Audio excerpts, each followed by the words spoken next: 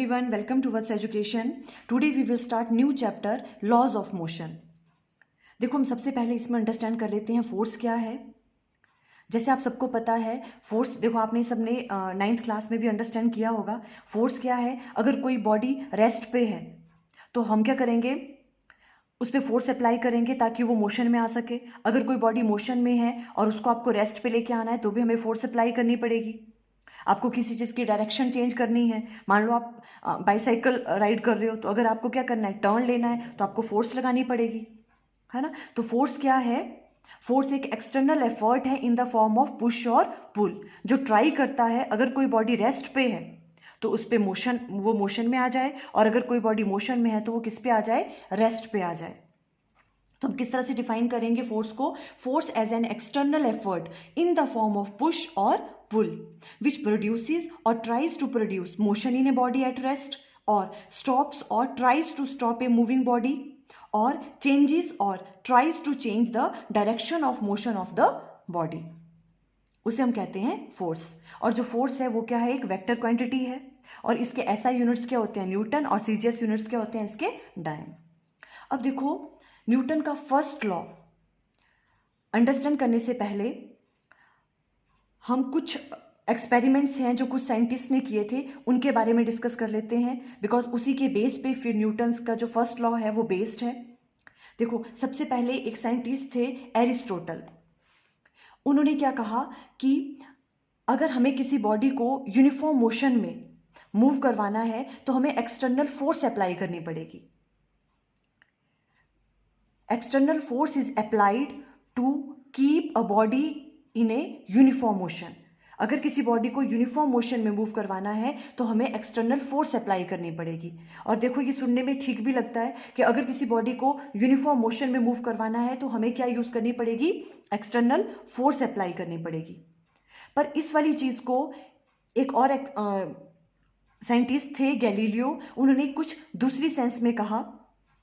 देखो उन्होंने क्या एक्सपेरिमेंट किए, उन्होंने कहा कि ये वाली स्टेटमेंट रॉन्ग है, इसे हम किस तरह से डिफाइन कर सकते हैं। देखो क्या क्या किया उन्होंने, गैलीलियो लॉ ऑफ इनर्शिया भी हम इसे कहते हैं। उन्होंने क्या किया, एक इंक्लाइंड प्लेन लिया इस तरह से। ये जो इंक्लाइंड प्लेन है ये बहुत ही स्मूथ था, इसका जो सरफेस है वो बहुत ज़्यादा स्मूथ था और ये फ्रिक्शनलेस था, इसमें कोई फ्रिक्शन नहीं थी। ठीक है, हम क्या अज्यूम करके चल रहे हैं कि ये क्या है, एक फ्रिक्शनलेस सरफेस है। उन्होंने क्या किया, यहाँ से अगर एक बॉल को क्या किया, यहाँ पे रोल करवाया, तो उन्होंने क्या देखा कि जैसे ही उन्होंने बॉल को रोल करवाया इस इंक्लाइंड प्लेन पे वो उसी हाइट पे यहाँ तक रीच किया, जहाँ से उसने स्टार्ट किया था उतनी हाइट उसने अटेन करी। ठीक है, और जैसे ही वो उन्होंने क्या किया, फिर इस वाले इंक्लाइंड प्लेन को, जो ये वाला इंक्लिनेशन था, ये वाला क्या कर दिया उन्होंने, कम कर दिया थोड़ा इंक्लाइंड। तो भी उसने क्या किया, बॉल ने यहाँ से लेके वो यहाँ तक उतनी ही हाइट उसने अटेन करी, बट अब उसको डिस्टेंस क्या करना पड़ा, ज़्यादा कवर करना पड़ा यहाँ तक रीच करने के लिए। और उन्होंने थर्ड वाले केस में क्या किया, ये जो आपके पास इंक्लाइंड प्लेन था इसको इन्होंने हटा ही दिया और यहाँ पे क्या कर दिया, एक स्ट्रेट लाइन बना दिया। तो क्या देखा उन्होंने कि जैसे ही ये बॉल यहाँ से यहाँ तक आया, इसके बाद ये बॉल क्या किया, ये रेस्ट पे आया ही नहीं, वो जिस भी मोशन में था, यूनिफॉर्म मोशन में था, जिस भी स्पीड से था वो उसी ही मोशन में क्या करता रहा, यूनिफॉर्म स्पीड से वो क्या करता रहा, मूव करता रहा। मीन्स उस बॉडी का जो मोशन था वो कैसा रहा, यूनिफॉर्म ही रहा, वो चेंज ही नहीं किया।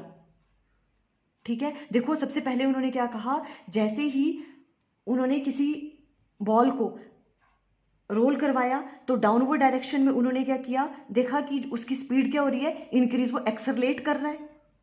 ठीक है, और जैसे ही वो उन्होंने इंक्लाइंड प्लेन पे देखा, जैसे वो अपवर्ड डायरेक्शन में जा रहा था तो वहाँ पे क्या हो गया, वो रिटार्ड हो गया। मीन्स उसकी एक्सेलेरेशन क्या हो जाएगी, उसकी कम हो जाएगी, है ना, बिकॉज वो क्या कर रहा है, अपवर्ड डायरेक्शन में जा रहा है, उसे हम बोलते हैं रिटार्डेशन।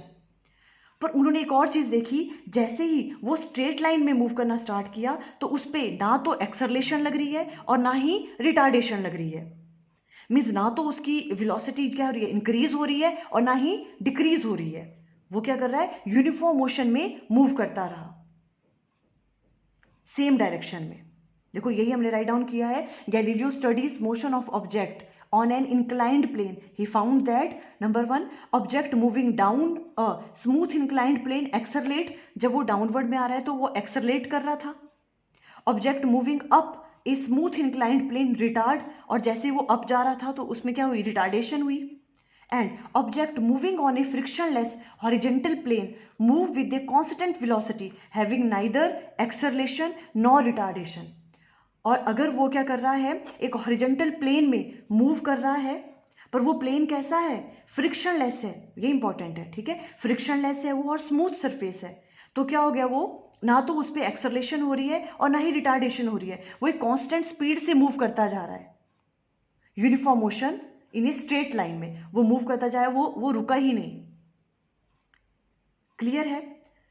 तो देखो उन्होंने क्या कहा, इस वाली ऑब्जर्वेशन से उन्होंने क्या कहा, अब एरिस्टोटल ने क्या कहा था कि अगर किसी बॉडी को यूनिफॉर्म मोशन में मूव करवाना है तो हमें एक्सटर्नल फोर्स अप्लाई करनी पड़ेगी, पर देखो यहां पर तो ऐसा कुछ नहीं हो रहा है। यहां पर क्या कहा हमने, कोई फोर्स अप्लाई नहीं करनी पड़ रही है हमें, वो क्या कर रहा है, यूनिफॉर्म मोशन में है तो यूनिफॉर्म मोशन में ही मूव करता रहा, है ना। तो अब पर ऐसे जो प्रैक्टिकल लाइफ में है वो तो ऐसा नहीं होता। अभी आप किसी बॉडी को, मान लो आप किसी बॉडी को रोल करवा रहे हो, आपने किसी फोर्स से उसको रोल करवाया, तो कुछ टाइम के बाद वो क्या हो जाती है, स्टॉप हो जाती है। ऐसा तो नहीं है कि वो यूनिफॉर्म मोशन में ही मूव करती रहेगी, है ना, वो रुक जाती है। बट वो क्यों रुकती है, due to force of friction की वजह से, बिकॉज जो सरफेस है वो उस पर क्या लगा रहा है, फोर्स ऑफ फ्रिक्शन लगा रहा है, उसकी वजह से क्या होगा, वो क्या कुछ टाइम तक तो वो मूव करेगी बॉल, और कुछ टाइम के बाद वो क्या हो जाती है, स्टॉप हो जाती है ना। तो मीन्स हमें फोर्स तो अप्लाई करनी पड़ेगी, अगर उसको किस पे रखना है हमें, बिकॉज यहां पर तो देखो अंडरस्टैंड करो, बिकॉज यहां पे तो क्यों वो यूनिफॉर्म मोशन में मूव कर रही थी, कोई बिना कोई फोर्स लगाए, बिकॉज यहां पे फ्रिक्शनल फोर्स थी ही नहीं। बिकॉज ये वाला एक्सपेरिमेंट कैसे किया गया, ऐसे वाले सिस्टम में जहां पे क्या नहीं था, फ्रिक्शन थी ही नहीं। जब फ्रिक्शन उस पर एक्ट ही नहीं करेगी तो क्या होगा, उस पर वो वाला वो जो भी ऑब्जेक्ट है वो रुकेगा ही नहीं, वो क्या कर रहा है, वो यूनिफॉर्म मोशन में ही मूव करता जा रहा है। पर प्रैक्टिकल लाइफ में तो क्या है, हम फ्रिक्शन को क्या नहीं कर सकते, इग्नोर नहीं कर सकते हैं, है ना। तो हम जैसे ही किसी बॉडी को मूव करवाएंगे वो कुछ टाइम के बाद स्टॉप हो जाएगी। तो मीन्स हमें एक्सटर्नल फोर्स का यूज तो करना पड़ेगा। बट गैलीलियो ने किस तरह से इस चीज को डिफाइन किया, देखो Galileo concluded that to maintain a body in uniform motion along straight line we need to apply an external force, हमें अप्लाई करनी पड़ेगी एक्सटर्नल फोर्स, जो एरिस्टोटल ने कहा था। बट किस लिए, to counter the frictional force, ये वर्ड इंपॉर्टेंट है। उन्होंने कहा हमें एक्सटर्नल फोर्स तो अप्लाई करनी पड़ रही है, पर बॉडी को यूनिफॉर्म मोशन में रखने के लिए नहीं, किसके लिए, उस फ्रिक्शनल फोर्स को काउंटर करने के लिए। बिकॉज अभी देखो इस तरह से आपने इस बॉल को यहां पे रोल करवाया, ठीक है, पर इस पे क्या लग रही है, फ्रिक्शनल फोर्स लग रही है इस डायरेक्शन में। तो उन्होंने क्या कहा, हमें इस बॉडी को, इस बॉल को अगर आपको यूनिफॉर्म मोशन में रखना है तो हमें एक्सटर्नल फोर्स अप्लाई करनी पड़ेगी। बट क्यों करनी पड़ेगी, ताकि वो एक्सटर्नल फोर्स क्या करे, इस फ्रिक्शनल फोर्स को क्या करे, काउंटर करे, इसको अपोज करे, ठीक है। जब ये इसको ओवरकम करेगा तो क्या करेगा, वो जो बॉडी है वो यूनिफॉर्म मोशन में मूव करती रहेगी। देखो आप समझ रहे हो ना, देखो जो भी अगर हम क्या करें, ये फ्रिक्शनल फोर्स ही तो इसको रोक रही है। अब अगर हम जो फोर्स अप्लाई कर रहे हैं वो इतनी कर रहे हैं कि इस फ्रिक्शनल फोर्स को ओवरकम कर रही है, वो काउंटर कर रही है, तो क्या होगा, अब तो आप उतनी ही फोर्स लगा रहे हो जितनी फ्रिक्शनल फोर्स इसको जो इस पे इस डायरेक्शन में लग रही है, तो ये बॉडी कैसे मूव करती रहेगी, यूनिफॉर्म मोशन में ही मूव करती रहेगी। इस तरह से उन्होंने कहा कि हमें एक्सटर्नल फोर्स तो अप्लाई करनी पड़ेगी, पर किसके लिए करनी पड़ेगी, कि जो आपके पास फ्रिक्शनल फोर्स लग रही है उसको क्या करे, वो काउंटर करे। वो ये गैलीलियो ने कंक्लूड किया। इस तरह से एरिस्टोटल की जो स्टेटमेंट थी उसको क्या किया उन्होंने, उनको एक इस सेंस में उन्होंने कहा कि हमें क्या करना पड़ेगा, जो भी एक्सटर्नल फोर्स हम यूज करेंगे वो किसके लिए करेंगे, उस फ्रिक्शनल फोर्स को काउंटर करने के लिए यूज करेंगे। तो इस तरह से गैलीलियो ने देखो ये चीज, ये वाला लॉ दिया उन्होंने, जिसे हम गैलीलियो लॉ ऑफ इनर्शिया भी कहते हैं। उन्होंने क्या कहा, if net external force is zero, अगर नेट एक्सटर्नल फोर्स जीरो है किसी बॉडी पे, a body at rest continue to be rest, rest है तो वो रेस्ट पे ही रहेगी, and a body in uniform motion continue to move uniformly along the same straight line, कि अगर वो बॉडी रेस्ट पे है तो वो रेस्ट पे ही रहेगी, और अगर वो बॉडी यूनिफॉर्म मोशन में मूव कर रही है तो यूनिफॉर्म मोशन में ही मूव करती रहेगी। कब, अगर उस पर नेट एक्सटर्नल फोर्स जो है वो क्या लग रही है, 0 लग रही है। ये वाली स्टेटमेंट करेक्ट थी कि नेट एक्सटर्नल फोर्स क्या लगनी चाहिए, उस पर 0 होनी चाहिए। अब नेट एक्सटर्नल फोर्स 0 होने का मतलब ये नहीं है कि उस पर कोई फोर्स ही नहीं लग रही है। नेट एक्सटर्नल फोर्स होने 0 होने का मतलब है कि फोर्सेस तो उस पर एक्ट कर रही हैं, पर जो रिजल्टेंट फोर्स है वो क्या है, 0 है। मीन्स वो सारी फोर्सेस एक दूसरे के साथ क्या हो रही हैं, कैंसल आउट हो रही हैं। ये वाली स्टेटमेंट क्या थी, करेक्ट थी। अब देखो इस वाले केस में भी हम क्या कह रहे हैं, हमने क्या किया, उसमें एक्सटर्नल फोर्स अप्लाई करी ताकि वो यूनिफॉर्म मोशन में रह सके, ताकि वो क्या करे, उस फ्रिक्शनल फोर्स को क्या करे, काउंटर करे। तो पर ऐसे अगर आप इसको ध्यान से देखो तो नेट एक्सटर्नल फोर्स यहां भी क्या लग रही है, जो एफ नेट है वो इस केस में भी क्या है, 0 है। वाई, बिकॉज जो आपकी एक्सटर्नल फोर्स है, जो आप एक्सटर्नल फोर्स अप्लाई कर रहे हो वो किसके बराबर है, फ्रिक्शनल फोर्स के बराबर। समझ आई आपको बात, है ना। तो एफ नेट तो यहां भी 0 है, बिकॉज जितनी आप फोर्स अप्लाई कर रहे हो वो किसके बराबर है, फ्रिक्शनल फोर्स के बराबर। तो नेट फोर्स कितनी लगी इस पे, 0।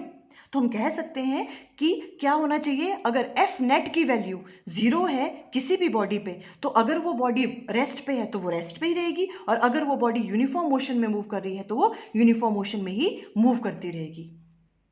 क्लियर हो गया आपको। देखो एफ नेट की वैल्यू यहां पर भी क्यों 0 है, बिकॉज जितनी आप एक्सटर्नल फोर्स यूज कर रहे हो वो किसके बराबर है, फ्रिक्शनल फोर्स के बराबर।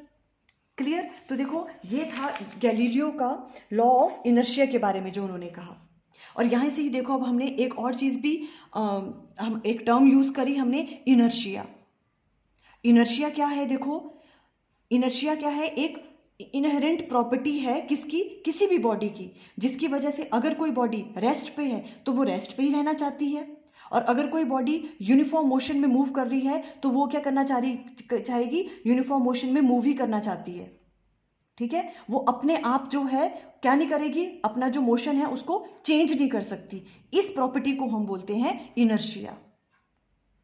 क्लियर है। देखो the inherent property of all bodies by virtue of which they cannot change by themselves their state of rest or state of uniform motion along a straight line is called inertia। उसे हम क्या कहते हैं, inertia कहते हैं। Clear हो रहा है आपको। अभी देखो जैसे अगर इनर्शिया क्या है, अगर कोई बॉडी रेस्ट पे है तो वो रेस्ट पे ही रहना चाहेगी, और अगर कोई बॉडी यूनिफॉर्म मोशन में है तो वो किस में रहना चाहेगी, यूनिफॉर्म मोशन में ही रहना चाहेगी। ठीक है, ये एक इनहेरेंट प्रॉपर्टी है ऑल द बॉडीज की, जिसे वो अपने आप से चेंज नहीं कर सकते। इसे हम कहते हैं इनर्शिया। अब इनर्शिया भी क्या होता है, 3 टाइप्स का होता है, inertia of motion, inertia of rest, inertia of direction. इसके बारे में भी हम डिस्कस करेंगे। देखो अभी यही जो गैलीलियो लॉ ऑफ इनर्शिया था, इसी से के बेस पे फिर हमने क्या किया, जो न्यूटन है, न्यूटन का फर्स्ट लॉ ऑफ मोशन भी की स्टेटमेंट भी क्या थी, सेम की सेम थी। देखो न्यूटन लॉ ऑफ मोशन क्या है, first law of motion, according to this law a body continue to be in state of rest और of uniform motion along a straight line unless it is acted upon by some net unbalanced external force to change the state। ठीक है, clear है। अगर कोई body rest पे है तो वो रेस्ट पे ही रहेगी, और अगर कोई बॉडी यूनिफॉर्म मोशन में मूव कर रही है तो यूनिफॉर्म मोशन में ही मूव करती रहेगी। कब तक, अगर उस पर क्या नहीं लग रही है, कोई अनबैलेंस्ड फोर्स नहीं लग रही है। अनबैलेंस्ड का मतलब देखो, न्यूटन के फर्स्ट लॉ को आप इस तरह से भी डिफाइन कर सकते हो, जो गैलीलियो लॉ ऑफ इनर्शिया था उसमें क्या था, अगर नेट एक्सटर्नल फोर्स क्या लग रही है, उस पर 0 लग रही है, नेट एक्सटर्नल फोर्स अगर उस पर 0 है तो बॉडी अगर रेस्ट पे है तो रेस्ट पे ही रहेगी, अगर वो यूनिफॉर्म मोशन में मूव कर रही है तो यूनिफॉर्म मोशन में ही वो मूव करती रहेगी। ऐसे भी डिफाइन कर सकते हैं, या तो फिर हम इस तरह से कह सकते हैं कि अगर कोई बॉडी रेस्ट पे है तो रेस्ट पे ही रहेगी, और यूनिफॉर्म मोशन में है तो यूनिफॉर्म मोशन में ही रहेगी। कब तक, अगर unless it is acted upon by some net unbalanced external force to change the state। जब तक उस पर क्या नहीं लगती, एक अनबैलेंस्ड फोर्स नहीं लगती है। अनबैलेंस्ड फोर्स का मतलब क्या है, देखो देखो अनबैलेंस्ड का फोर्स का मतलब क्या होता है। देखो मान लो ये आपके पास कोई बॉडी है, ठीक है, आपने क्या किया, यहां से 40 न्यूटन फोर्स लगाई, ठीक है, इस डायरेक्शन में, और यहां से लगा रहे हैं हम कितना 20 न्यूटन। तो ये अनबैलेंस्ड फोर्स हो गई। देखो यहां से 40 न्यूटन लग रही है और यहां पे 20 न्यूटन लग रही है, तो अल्टीमेटली क्या हो गया, इसे हम बोलेंगे अनबैलेंस्ड फोर्स। तो जो आपके पास जो बॉडी है वो किस डायरेक्शन में मूव करेगी, इस डायरेक्शन में, और कितना 40 माइनस 20 न्यूटन से, बिकॉज ये क्या है, इसमें जो नेट फोर्स है वो क्या नहीं है, जीरो नहीं है, जो एफ नेट है नॉट इक्वल टू जीरो। अगर इस तरह की कंडीशन होगी, अनबैलेंस्ड फोर्स अगर किसी बॉडी पे लग रही है, ठीक है, तो क्या होगा, तो ही वो यूनिफॉर्म मोशन में नहीं रहेगी, और रेस्ट पे है तो रेस्ट पे नहीं रहेगी। पर हाँ, अगर उस पे एफ नेट की वैल्यू जीरो है, मीन्स अगर बैलेंस्ड फोर्स है, तो अगर कोई बॉडी रेस्ट पे है तो वो रेस्ट पे ही रहेगी, और अगर वो यूनिफॉर्म मोशन में मूव कर रही है तो यूनिफॉर्म मोशन में ही मूव करेगी। क्लियर होगी आपको ये वाली स्टेटमेंट? ओके, अब देखो इसका मतलब क्या है, एफ नेट। अब ये कुछ चीजें हैं, देखो आप जो अंडरस्टैंड कर लो। अब देखो ये तो होगी अनबैलेंस्ड फोर्स, और बैलेंस्ड फोर्स कौन सी होगी, इजी। मान लो आपने इस डायरेक्शन में 40 न्यूटन आप लगा रहे हो फोर्स, और इसी डायरेक्शन में आप इसमें क्या कर रहे हो, 40 न्यूटन लगा रहे हो, तो ये वाली क्या हो गई, एफ नेट की वैल्यू इसमें क्या आ गई, जीरो, है ना। तो ये रेस्ट पे है तो रेस्ट पे ही रहेगी। एफ नेट की वैल्यू क्या है इस केस में, जीरो है, बिकॉज जितनी फोर्स से वो यहाँ पे हम इसको पुश कर रहे हैं, उतनी फोर्स से यहाँ से कर रहे हैं, तो ये रेस्ट पे ही रहेगी। नेट फोर्स इस पे क्या है, जीरो है। और F net equal to zero का मतलब एक और चीज भी होता है, इसे ही हम कहते हैं इक्विलिब्रियम स्टेट। क्या कहते हैं, इक्विलिब्रियम। इक्विलिब्रियम भी इसे कहते हैं, और बैलेंस्ड भी, बैलेंस्ड फोर्स। क्लियर हो गया आपको meaning balanced force and unbalanced force का? अगर F net equal to zero है तो मतलब उस पर कौन सी फोर्स लग रही है, बैलेंस्ड फोर्स लग रही है। और हम कह सकते हैं कि जो भी फोर्स है वो क्या है, इक्विलिब्रियम में है। मींस नेट फोर्स कैसी लग रही है, इस पे जीरो लग रही है। ठीक है, यही न्यूटन के फर्स्ट लॉ से था। देखो न्यूटन के फर्स्ट लॉ में क्या था कि अगर हम क्या कर रहे हैं, देखो एफ नेट की वैल्यू अगर जीरो है तो मतलब हम क्या कहेंगे, वो सिस्टम किस में है, इक्विलिब्रियम में है, मींस बैलेंस्ड फोर्स है। मीन्स F1 F2 जितनी भी उस पर फोर्स एक्ट कर रही हैं, उन सबका सम किसके बराबर होगा, जीरो के बराबर होगा। क्लियर हो रहा है ना। एफ नेट इक्वल टू किसके बराबर आ गया, देखो जीरो। और एफ इक्वल टू किसके बराबर होता है, मास इंटू एक्सेलरेशन।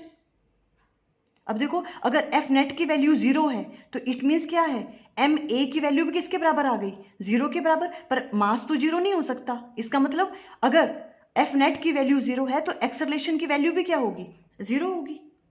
ठीक है, वही तो गैलीलियो ने कहा था कि अगर F net, net external force जो है वो जीरो है, तो जो बॉडी है उस पर क्या नहीं लग रही है, ना ही तो एक्सेलरेशन लग रही है और ना ही तो उस पर रिटार्डेशन लग रही है। वो यूनिफॉर्म मोशन में है तो यूनिफॉर्म मोशन में ही रहेगा कांस्टेंट स्पीड से। यहां से प्रूव हो गया। क्लियर है, मीन्स रेस्ट पे है बॉडी तो रेस्ट पे ही रहेगी, और मोशन में है बॉडी तो मोशन में ही रहेगी, कांस्टेंट वेलोसिटी से वो मूव करेगा। क्लियर हो गया आपको ये वाली चीज? तो देखो इस तरह से हम कह सकते हैं कि अगर एफ नेट की वैल्यू जीरो है, according to Newton first law क्या था, अगर एफ नेट की वैल्यू जीरो है किसी बॉडी पे, तो अगर वो रेस्ट पे है तो वो रेस्ट पे ही रहेगी बॉडी, अगर वो मोशन में है तो यूनिफॉर्म मोशन में ही रहेगी, कांस्टेंट वेलोसिटी से वो मूव करेगी। अगर उस पर एफ नेट की वैल्यू क्या है, जीरो है। मीन्स एफ नेट की वैल्यू का जीरो होने का मतलब क्या है कि उस पर जो नेट फोर्स है, ऐसा नहीं है कि उस पर फोर्स एक्ट नहीं कर रही है, पर जो नेट फोर्स है उन सम का सम किसके बराबर होगा, जीरो के बराबर होगा। या आप बोल सकते हो जब उस पर बैलेंस्ड फोर्स लग रही हैं। क्लियर है, ओके। अब देखो जो Newton first law of motion है उसी ने डिफाइन किया इनर्शिया को भी, है ना। बिकॉज इनर्शिया भी क्या कहा हमने, एक इनहेरेंट प्रॉपर्टी है ये सभी ऑब्जेक्ट्स की, कि अगर वो रेस्ट पे है तो वो रेस्ट पे ही रहना चाहता है, और अगर वो यूनिफॉर्म मोशन में मूव कर रहा है तो वो क्या चाहेगा कि वो यूनिफॉर्म मोशन में ही मूव करे। क्लियर है, ये कभी आ सकता है एग्जाम में, है ना। Newton first law of motion क्या करता है, डिफाइन इनर्शिया को भी। अब देखो कुछ एग्जांपल्स हैं, हम फटाफट से, आपने वैसे ये 9th क्लास में अंडरस्टैंड कर लिए होंगे, पर हम फटाफट से देख लेते हैं। देखो इसमें example of Newton first law के एग्जाम्पल्स क्या क्या है। सबसे पहले हम लेते हैं, हमने क्या कहा, ये इनर्शिया को भी डिफाइन करता है, तो इसे हम पहला वाला लेंगे इनर्शिया ऑफ रेस्ट की वजह से। देखो इनर्शिया ऑफ रेस्ट का मतलब क्या हो गया कि अगर कोई बॉडी रेस्ट पे है तो वो रेस्ट पे ही रहना चाहती है, ठीक है। तो देखो इसके एग्जाम्पल कैसे हैं, when we are standing in a stationary bus, मान लो आपके पास कोई रुकी हुई बस है, आप उस पर क्या कर रहे हो, आप उस पर खड़े हुए हो, ठीक है। जैसे ही ड्राइवर जो है वो स्टार्ट करता है बस चलाना, ठीक है, तो क्या होता है, आपने एक्सपीरियंस किया होगा, तो हम जो फॉल डाउन करते हैं वो किस डायरेक्शन में करते हैं, बैकवर्ड डायरेक्शन में, है ना। अब देखो क्या है, जैसे बस रुकी हुई थी तो जो हमारी बॉडी है वो किस में थी, रेस्ट में थी, है ना। अब जैसे ही स्टार्ट हुई गाड़ी चलना तो क्या हो गया, जो हमारा लोअर पार्ट है, जो हमारे फुट है, वो तो टच कर रहे हैं बस के साथ, ठीक है, तो वो तो मोशन में आ गए, बट जो हमारा अपर पार्ट है बॉडी का वो क्या है, वो इनर्शिया ऑफ रेस्ट की वजह से किस में रहना चाहेगा, रेस्ट में ही रहना चाहेगा, है ना। तो इस वजह से क्या हो गया, जैसे ही बस ने मूव करना स्टार्ट किया तो हमारा जो अपर बॉडी पोर्शन है बॉडी का वो क्या करना चाहेगा, रेस्ट पे ही रहना चाहेगा, इसलिए हमें जो जर्क लगता है वो किस डायरेक्शन में लगता है, बैकवर्ड डायरेक्शन में। ये एग्जाम्पल हो गया किसका, इनर्शिया ऑफ रेस्ट की वजह से हो रहा है ये, कि बॉडी जो अपर वाली बॉडी है रेस्ट पे थी पहले, वो रेस्ट पे ही रहना चाहती है, इसलिए हमें क्या लगी फोर्स, बैकवर्ड डायरेक्शन में। When we are standing in a stationary bus and the driver starts the bus suddenly, we get thrown backward with a jerk. Clear है, ओके। वैसे ही एग्जाम्पल एक देखो सेकंड है, कौन सा वाला, the dust particle in A carpet fall of when it is beaten with A stick. अगर कोई कारपेट है, अब उसको क्या कर रहे हो आप, किसी स्टिक से बीट कर रहे हो, तो क्या हो जाता है, सारे डस्ट पार्टिकल बाहर निकल जाते हैं। ये भी किसकी वजह से है, इनर्शिया ऑफ रेस्ट की वजह से। कैसे, जो भी आपके पास डस्ट पार्टिकल थे वो तो रेस्ट पे थे, ठीक है, तो अब क्या हो गया, जैसे ही हमने स्टिक से उसको कारपेट पे क्या किया, उसको बीट किया, तो जो कारपेट है वो तो मोशन में आ गया, है ना, पर जो डस्ट पार्टिकल है वो क्या है, वो रेस्ट पे थे, वो रेस्ट पे ही रहना चाहते हैं, है ना, due to inertia of rest की वजह से। तो कारपेट तो मोशन में आ गया पर वो डस्ट पार्टिकल रेस्ट पे ही रहते हैं, इस वजह से वो क्या करते हैं, वहां से उससे क्या हो जाते हैं, वो फॉल ऑफ हो जाते हैं। क्लियर है, देखो ये वाले हैं, और भी एग्जांपल्स होंगे, आप देख लेना। अब इनर्शिया ऑफ मोशन की वजह से देखो क्या है, अगर हमारी हम मोशन में हैं तो क्या होगी, बॉडी क्या चाहेगी, वो मोशन में ही रहे, ठीक है। इसके एग्जांपल कैसे ले सकते हो, अब अगर मान लो कि आपके पास कोई रुकी हुई बस है, आप उस पर क्या कर रहे हो, आप उस पर खड़े हुए हो, ठीक है। अभी जैसे suppose we are standing in a moving bus, हाँ, अगर कोई बस क्या है, मूव कर रही है, ठीक है, और आप स्टैंड किए हो उसमें, तो क्या हो गया, जैसे ही ड्राइवर जो है ब्रेक अप्लाई करेंगे तो आप किस डायरेक्शन में फॉल डाउन करोगे, अब आगे वाली डायरेक्शन में करोगे, फॉरवर्ड डायरेक्शन में। क्यों, बिकॉज क्या था, देखो जैसे ही बस मूव कर रही थी तो हमारी बॉडी का जो अपर पार्ट है वो किस में रहना चाहेगा, मोशन में ही रहना चाहेगा, due to inertia of motion की वजह से। पर जैसे ही ब्रेक लग गई तो उसकी वजह से बस तो क्या आ गई, रेस्ट पे आ गई, तो जो हमारा लोअर पार्ट है, जो हमारी फुट है, वो तो रेस्ट पे आ गए, बिकॉज वो कांटेक्ट में है किसके, बस के। बट जो अपर वाला पोर्शन है हमारा बॉडी का, वो तो क्या था, मोशन में था, बिकॉज पहले जो आपके पास बस थी वो क्या कर रही थी, मूव कर रही थी, मोशन में थी वो। तो वो जो अपर पार्ट है वो किस में रहना चाहेगा, वो मोशन में ही रहना चाहेगा, due to inertia of motion की वजह से। तो जैसे ही ब्रेक लगी तो जो हमारा लोअर पार्ट है, जो फुट है, वो तो रेस्ट पे आ गए बस के साथ, पर जो अपर पार्ट है वो due to inertia of motion की वजह से मोशन में ही रहना चाहता है, इसलिए हम कैसे फॉल डाउन होते हैं, फॉरवर्ड डायरेक्शन में। क्लियर है, वैसे एक एग्जांपल और है, an athlete runs a certain distance before taking a long jump, this is because velocity acquired by running is added to the velocity of the athlete at the time of jump, hence he can jump over a longer distance। अब कोई athlete है, आपने देखा है jump करने से पहले वो क्या करता है, रन करता है ना। अब उसकी वजह से क्या होगा, जैसे वो रनिंग करके आएगा, ठीक है, तो क्या होगा, उसकी जो बॉडी है वो क्या करेगी, due to inertia of motion की वजह से मोशन में ही रहना चाहेगी, है ना। फिर जैसे ही वो क्या करेगा, जैसे ही वो रनिंग करके आएगा और जैसे ही वो जंप करेगा तो क्या होगा, वो जो भी आपके पास इनर्शिया ऑफ मोशन की वजह से जो उसकी बॉडी क्या है, मोशन में ही रहना चाहती थी, वो एड अप हो जाएगी उसके जंप में, वो वाली वेलोसिटी, और उसकी वजह से वो लॉन्ग जंप दे पाते हैं। क्लियर है, ये भी इनर्शिया ऑफ मोशन का ही क्या है, एग्जाम्पल है। वैसे आप देखो inertia of direction, inertia of direction में मान लो किस तरह से होता है, देखो मान लो कि अभी आप किसी कार में ड्राइव कर रहे हो, देखो कार इस तरह से, ठीक है, अब मान लो हमने क्या किया, कार इस डायरेक्शन में जा रही थी, कार ने क्या लिया, टर्न लिया इस डायरेक्शन में, मान लो इस डायरेक्शन में टर्न लिया, तो क्या होगा, जो बॉडी है वो तो क्या है, वो तो स्ट्रेट लाइन में ही रहना चाहती है ना। जैसे ही इसने टर्न किया तो हम कहाँ को फॉल डाउन होते हैं, इस डायरेक्शन में, है ना। बिकॉज देखो बॉडी है वो तो ऐसी रहना चाहेगी, है ना। तो इस डायरेक्शन में हमें लगता है कि हम क्या कर रहे हैं, अपोजिट डायरेक्शन में क्या कर रहे हैं, फॉल डाउन हो रहे हैं। जैसे ही हमने टर्न लिया तो बॉडी तो इसी डायरेक्शन में रहना चाहती है, due to inertia of direction की वजह से, है ना। वही चीज है, देखो when a car rounds a curve suddenly the person sitting inside is thrown outward. तो वो किस डायरेक्शन में, उसे फील होता है कि वो आउटवर्ड डायरेक्शन में, अपोजिट डायरेक्शन में क्या कर रहा है, फॉल कर रहा है, due to inertia of direction की वजह से। तो देखो आज हमने न्यूटन के फर्स्ट लॉ के मोशन के बारे में अंडरस्टैंड किया विद एग्जांपल्स। आई थिंक आपको क्लियर हो गया। Okay, thank you.